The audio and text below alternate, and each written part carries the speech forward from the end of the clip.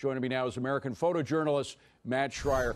Matt, first of all, briefly explain how you ended up in the middle of a civil war in Syria and how you got out.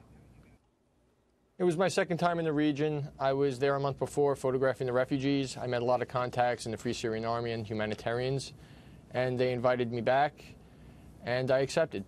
And as I understand it, when you were trying to go back into Turkey, that's when al-Qaeda came down and captured you, right?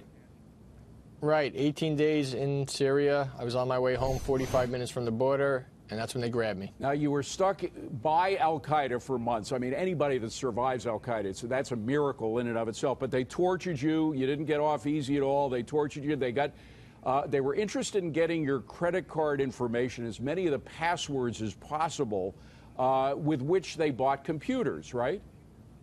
Right. Right. I believe it was 19 in total, tablets and laptops. And that's why the FBI came. So, I mean, you know, they were telling your family they wanted to get you free and everything, but the way I understand it, they realized since they knew al-Qaeda was buying computers, they saw this as a gold mine for them to track what al-Qaeda was doing through those computers, right? Right. At first they thought I was buying them and that I joined al-Qaeda, and by the time I guess they realized that I hadn't, this turned into such a gold mine of an operation in regards to infiltrating the enemy that they basically said, well, he's going to die anyway, so let's just keep it going and deceive his family as long as possible. So you essentially became bait for the FBI, and they didn't want to cut that bait. Right. I say chum, because basically they used me to bring the sharks to the surface. Here's what the FBI said. They say, since his return home, we've worked with our partners in the U.S. government to provide Mr. Schrier with a full range of services and guidance to help him rebuild his life as we do for all victims. However, it's at the discretion of the victim to accept and implement these resources. Does that ring true to you or not?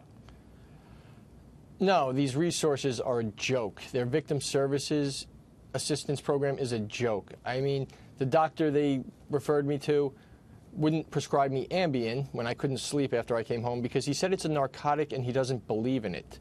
They gave me a shrink that canceled 5 appointments in the first 2 months of me coming home.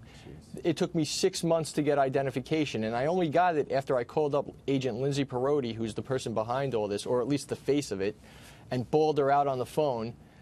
Then they decided, okay, let's give him some identification. And of course, a social security number. They refused to give me a social security number, even though al-Qaeda has it and can do whatever they want with it. Matt, we have seen through other kind of news stories, we've seen how the FBI closes ranks when they're under the microscope. Now, this whole thing started when Mr. Mueller, who's now leading that Trump investigation, got in power, and then it became James Comey's operation.